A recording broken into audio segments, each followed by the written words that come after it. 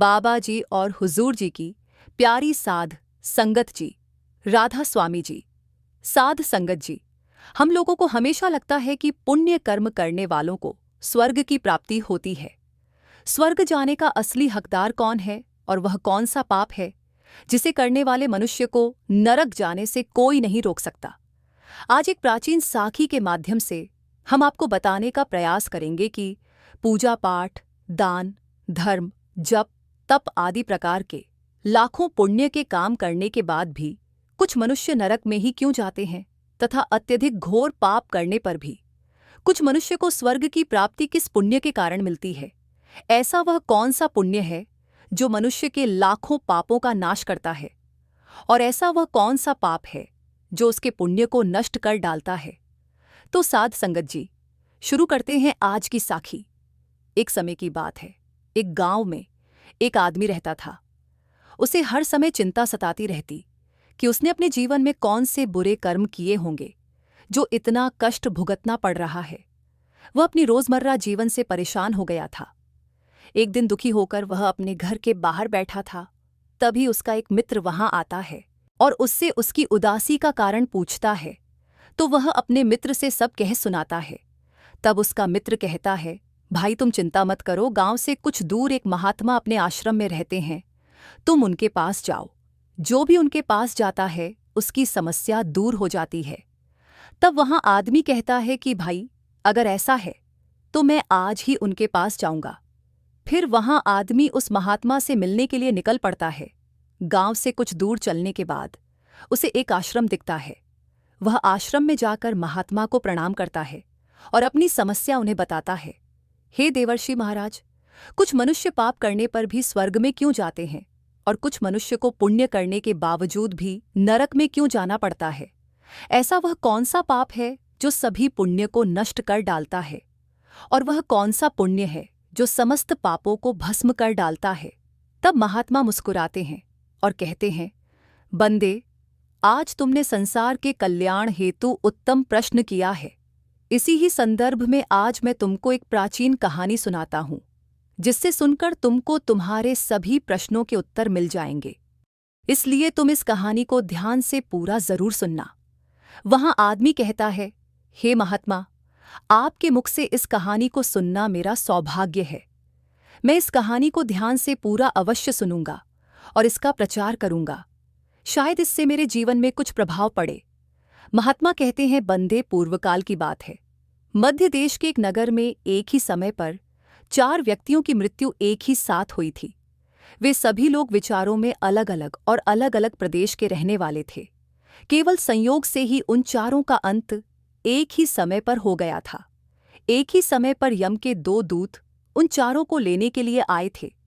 मरने वालों में एक तो किसी प्रदेश का राजा था, दूसरा बड़ा धनी व्यापारी था, तीसरा एक पूजा पाठ करने वाला पंडित था, और चौथा गरीब मजदूर था जो दिन भर मेहनत करके अपने परिवार का पालन पोषण करता था। और वे सभी मृत्यु के पश्चात यमलोक में पहुंच जाते हैं। यमलोक पहुंचने पर वहां का दृश्य देखकर वे सभी भयभीत हो जाते हैं। उनका अंग अंग कांपने लगता है। यमलोक में विशालकाय आकार वाले यमराज स्वर्ण से बने सिंहासन पर विराजमान होते हैं। उनके पास चित्रगुप्त बैठे होते हैं, जिनके पास सभी प्राणियों का लेखा जोखा रखा हुआ है। यम के दूत उन आत्मा को आगे धकेल रहे होते हैं। कुछ मनुष्य जोर जोर से विलाप कर रहे होते हैं, तो कुछ मनुष्य अत्यंत प्रसन्न होकर चल रहे होते हैं। स्वर्ग के द्वार से सुंदर प्रकाश दिखाई पड़ रहा होता है, तो वही नरक के द्वार से धधकती हुई अग्नि की ज्वाला दिखाई पड़ रही होती है। इस भयानक दृश्य को देखकर वे चारों एक दूसरे से बात करने लगते हैं और अपने अपने पाप के विषय में चर्चा कर रहे होते हैं। उन 4 लोगों ने अपने जीवन में बहुत पाप कर्म किए होते हैं, और उन सभी को यह जान पड़ता है कि अब वह चारों ही नरक में जाने वाले हैं। जब जमदूत उन चारों आत्माओं को लेकर यमराज की सभा में पहुंचे तो उनके सम्मुख जाकर खड़े हो गए। वे चारों सोच रहे थे कि कौन स्वर्ग में जाएगा और कौन नरक में जाएगा। यमराज अपने आसन पर विराजमान नहीं हुए थे। उससे पहले ही चारों आपस में बातचीत करते हुए स्वयं को स्वर्ग का मिलना चाहिए कहने लगे।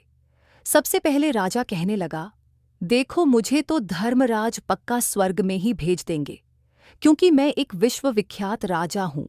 मैंने अपने अनेक सत्कर्मों से धरती लोक पर अपना खूब नाम कमाया है। चारों तरफ लोग मेरे अच्छे कर्मों की चर्चा करते हैं।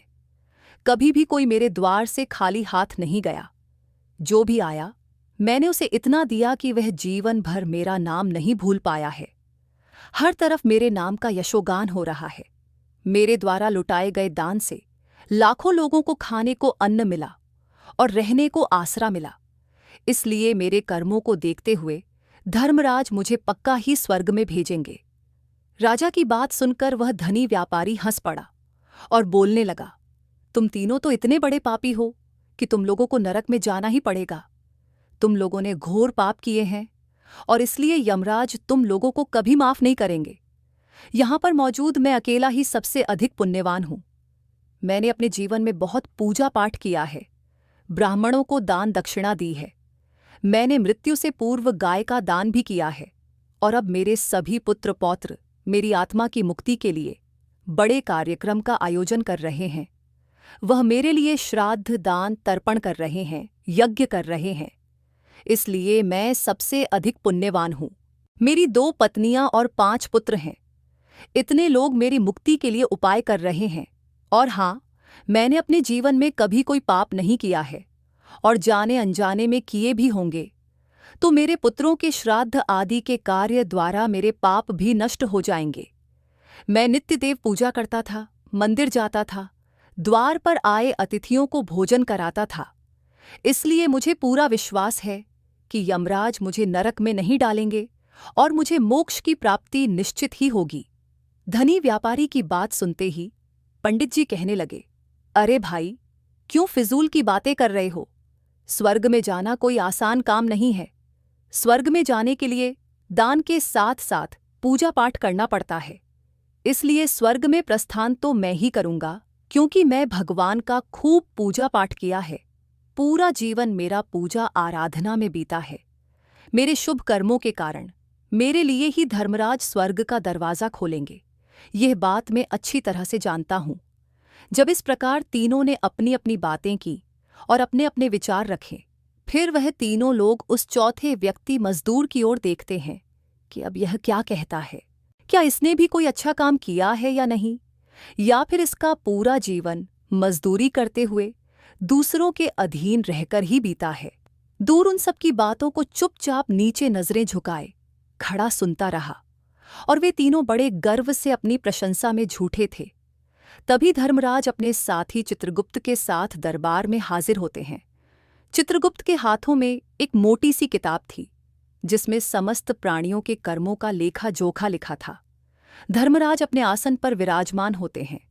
उसके बाद चित्रगुप्त ने राजा को अपने पास बुलाया और उससे पूछने लगे कि तुम बताओ, तुम तो धरती पर बड़े ही विख्यात राजा थे।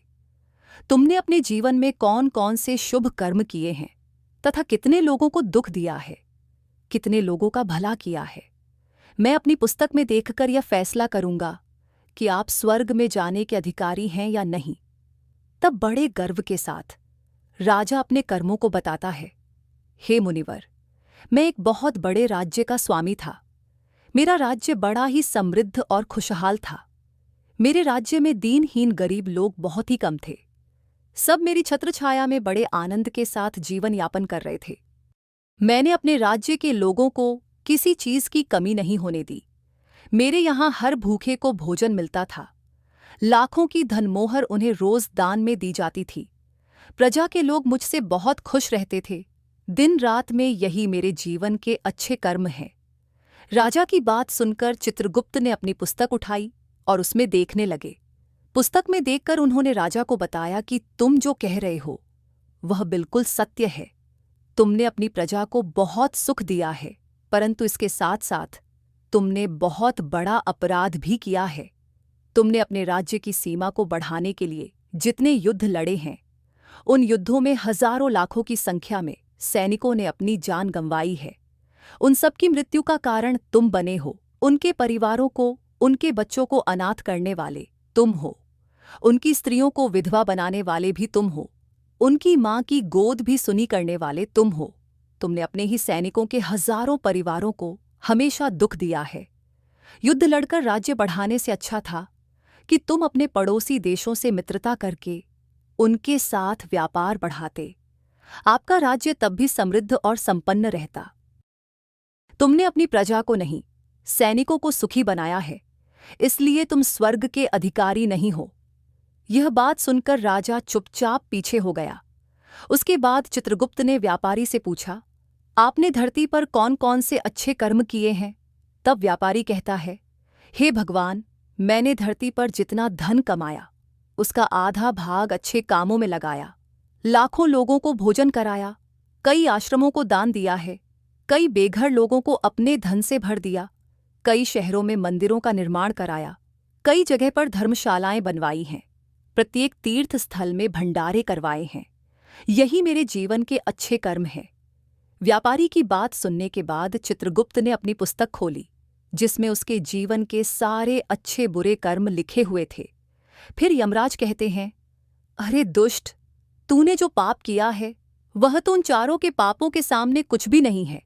तेरे एक पाप के कारण तेरा सारा पुण्य फल नष्ट हो गया है। यदि तूने यह पाप नहीं किया होता तो तू स्वर्ग में जा सकता था, लेकिन तूने यह पाप जानबूझकर किया है, इसलिए तुझे नरक में अवश्य जाना पड़ेगा। इतना सुनकर वह धनी व्यापारी बोलता है, हे धर्मराज, इन चारों ने जो भी पुण्य किए हैं वह तो मैंने भी किए हैं, बल्कि उनसे ज्यादा किए हैं। फिर भी मैंने ऐसा कौन सा पाप किया है जो मुझे नरक में भेजा जा रहा है? यमराज कहते हैं, हे दुष्ट, याद कर तूने उस अबला विधवा नारी पर गलत लांछन लगाया था कि उसने तेरे घर पर चोरी की है, और इसके साथ ही तूने उसके ऊपर कई अन्य गलत लांछन लगाए थे। उसे व्यभिचारिणी और वेश्या कहकर उसके चरित्र का हनन किया है, और राजा ने उसे सत्य समझकर उस अबला विधवा नारी को मृत्युदंड दे दिया था।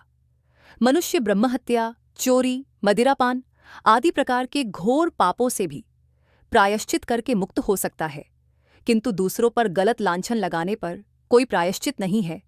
जो दूसरों पर गलत आरोप करता है, सत्य जानकर भी दूसरों को झूठ कहकर उनके ऊपर दोष डालता है, वह तो सबसे बड़ा पापी है।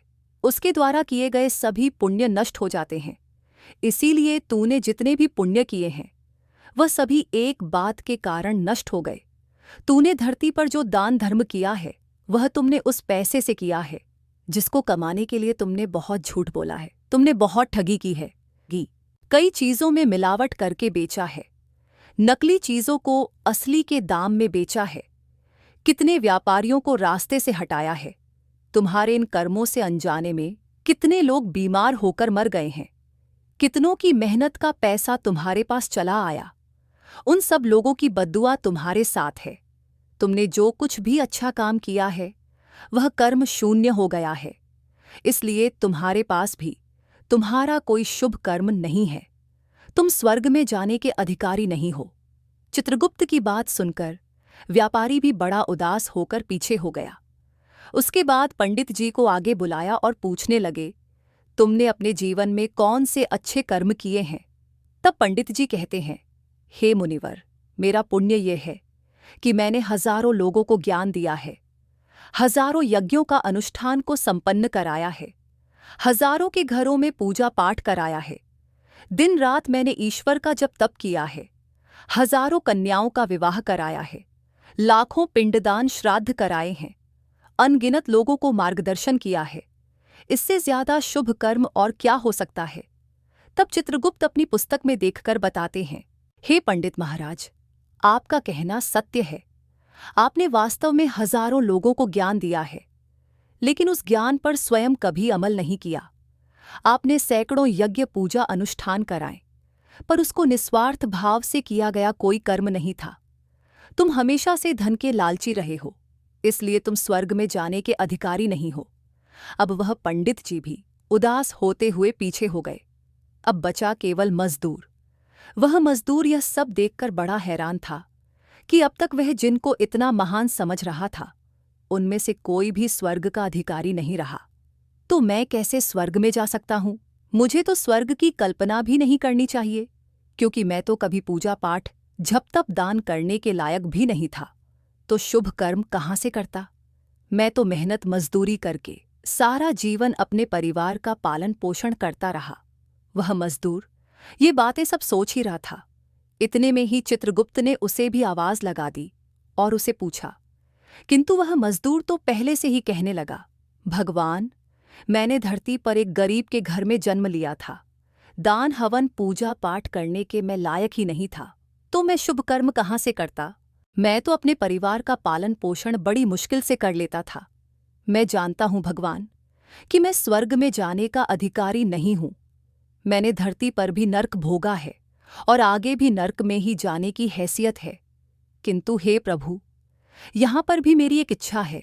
मैं स्वर्ग में तो नहीं जा पाऊंगा, लेकिन मैं एक बार स्वर्ग को अपनी आंखों को झपकाकर देखना चाहता हूँ।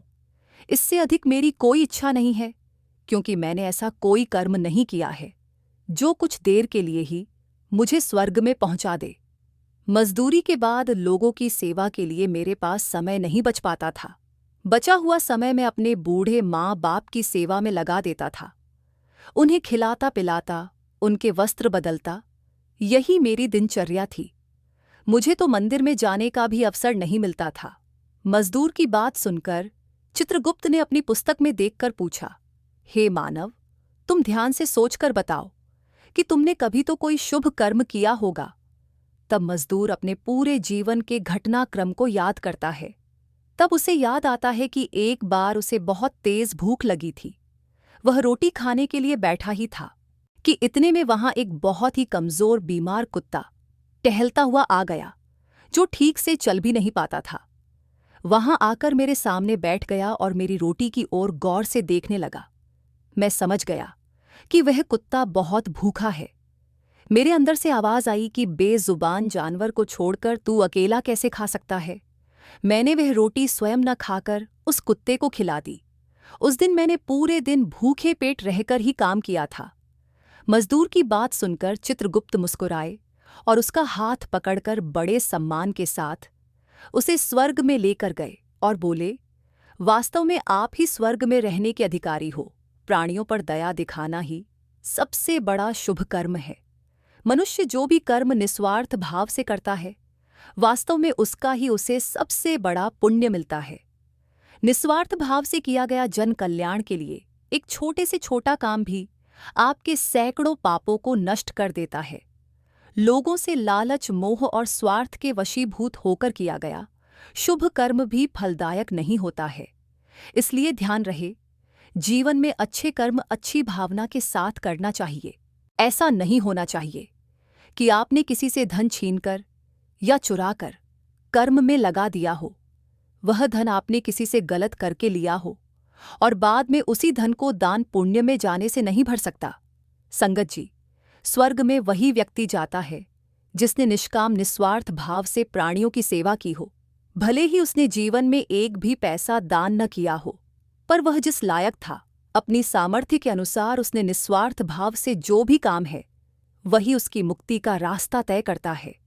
साध संगत जी, आगे हम समझेंगे कि हमें ज्यादा क्यों नहीं बोलना चाहिए, क्योंकि बाबा जी भी कहते हैं, ज्यादा बोलने से आपकी शक्ति कम होती है और आपका ख्याल दुनिया में फैलता है। साध संगत जी, ज्यादा बोलने से बेहतर क्यों होता है चुप रहना। जाने कैसे ये आपकी एनर्जी को बचाता है। Silence is powerful. साध संगत जी, ज्यादा बोलने से आप अक्सर ओवर शेयरिंग पर आ जाते हैं, यानी आप लोगों को वो सब बताने लग जाते हैं जिसे जानना उनके लिए जरूरी नहीं था। ओवर शेयरिंग से आप अपनी एनर्जी लीक करते हैं। यही कारण है कि मौन का खास महत्व है। कम बोलने वाले लोग अपनी एनर्जी सही चीज के लिए बचाकर रखते हैं और इसे प्रभावित होने से भी रोकते हैं। आपने अक्सर बड़े और ज्ञानी लोगों को देखा होगा कि वे कम बोलते हैं, लेकिन बेहद नपातुला और प्रभावशाली बोलते हैं, क्योंकि उन्हें पता है कि एनर्जी कैसे काम करती है और इसे कहाँ बचाया जा सकता है। जो लोग वाकई में सफल होते हैं, ज्ञानी होते हैं, वे ढिंडोरा नहीं पीटते। अटेंशन के भूखे लोग ही मौन की ताकत को नहीं समझ पाते, जबकि चुप रहना आपका एक हथियार बन सकता है, खुद की एनर्जी को प्रोटेक्ट करने का भी और दूसरों को आंकने का भी। जो लोग चुप नहीं रह पाते, उनके जीवन में कुछ भी निजी नहीं होता, सब कुछ पब्लिक होता है।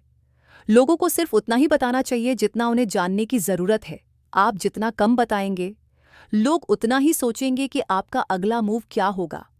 अटेंशन को भूल जाइए, क्योंकि विध्वंस में तेज आवाज होती है, लेकिन सर्जना यानी क्रिएशन शांति में होता है।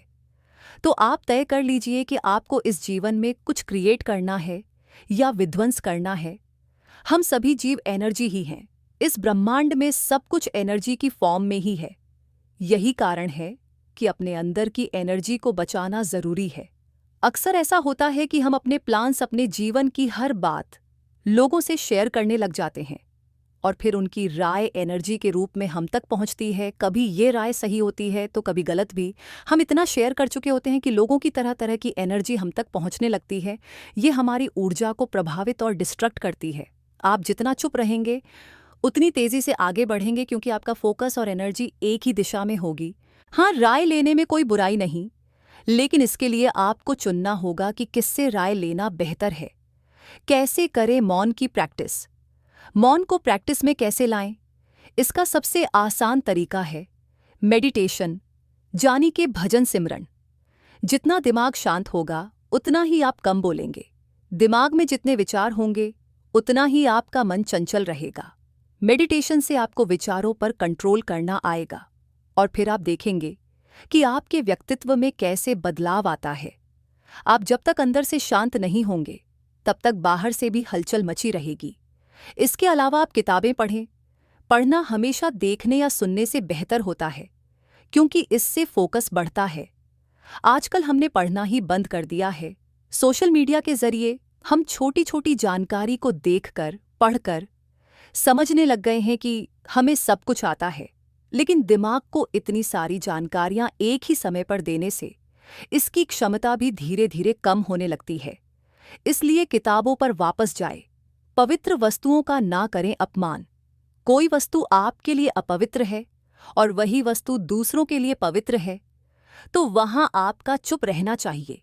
हमें किसी भी चीज का अनादर नहीं करना चाहिए, चाहे वह किसी इंसान को लेकर हो या फिर किसी धर्म को लेकर।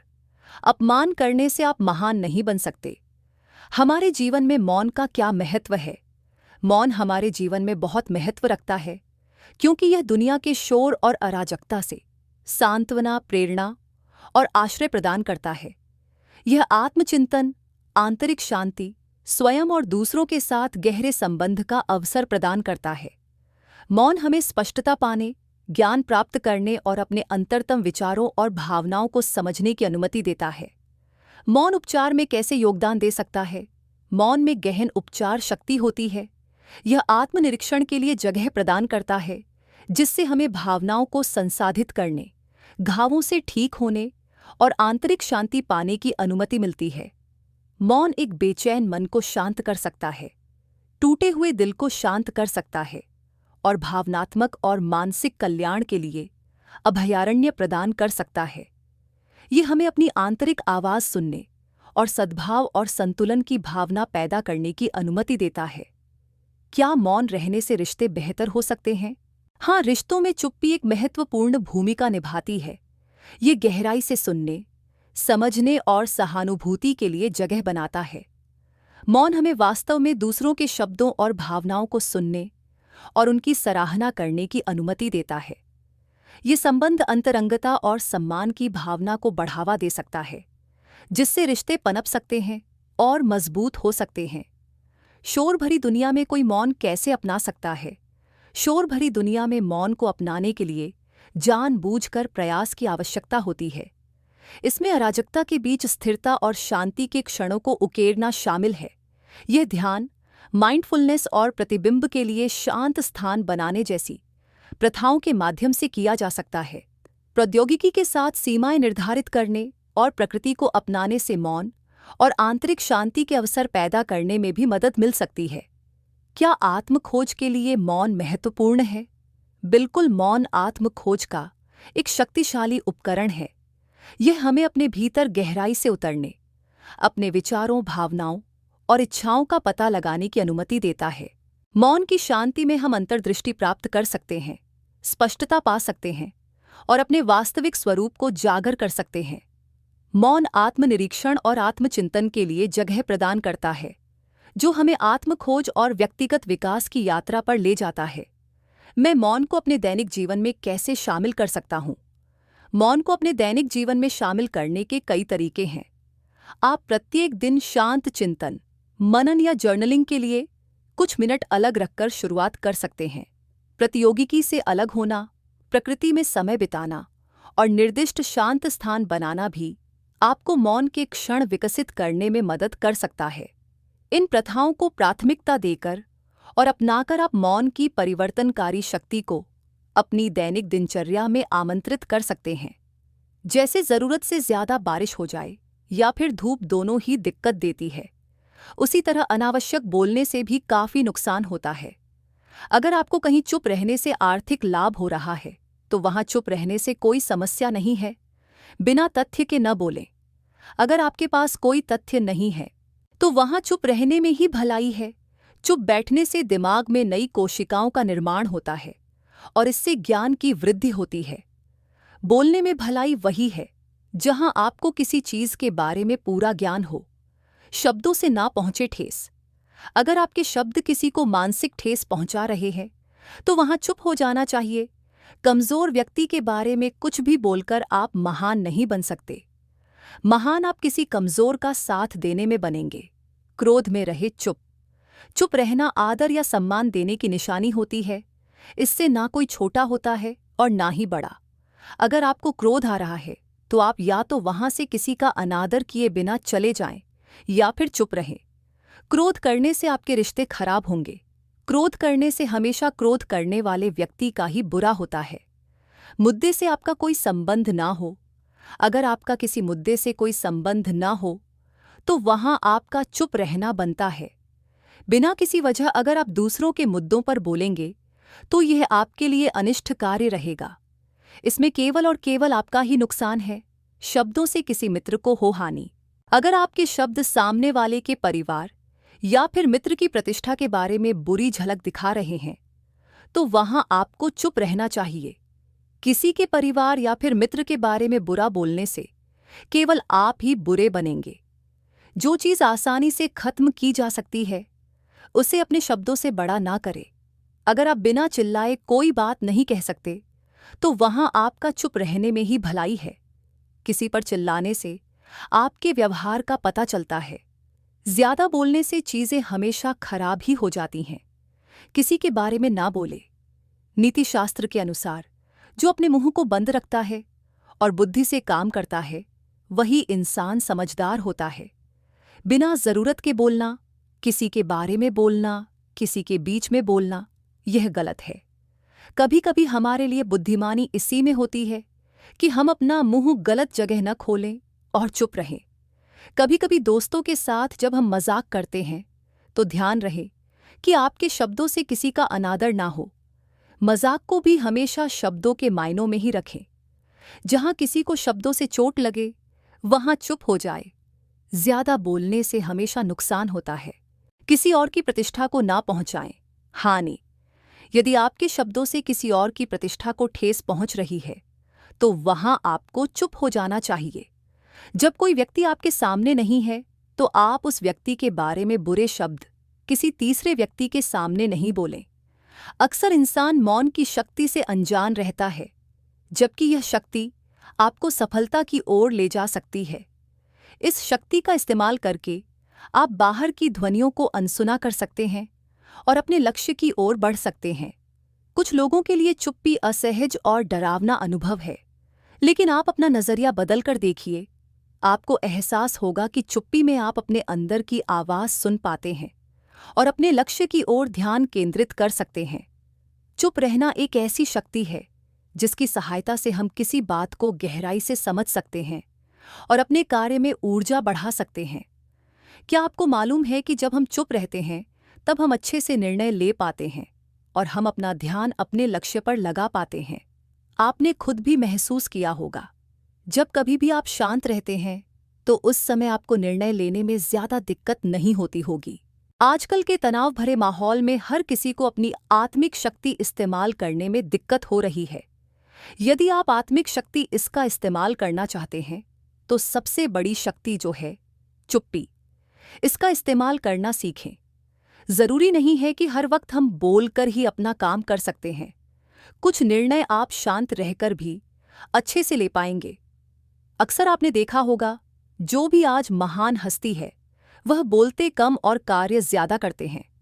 इसका मुख्य कारण यह है कि वह अपने आसपास शांति बनाए रखते हैं, जिसकी वजह से वह अपने लक्ष्य पर ध्यान दे पाते हैं और सफल व्यक्ति बन जाते हैं। जो लोग नकारात्मक विचार रखते हैं वहां अक्सर छोटी सी दिक्कत होने से भी परेशान हो जाते हैं। वहीं दूसरी ओर जो लोग सकारात्मक विचार रखते हैं, जब कभी भी उनके सामने परेशानी आती है तो वहां चुप्पी की शक्ति का इस्तेमाल करते हुए अपनी समस्या का समाधान निकाल लेते हैं।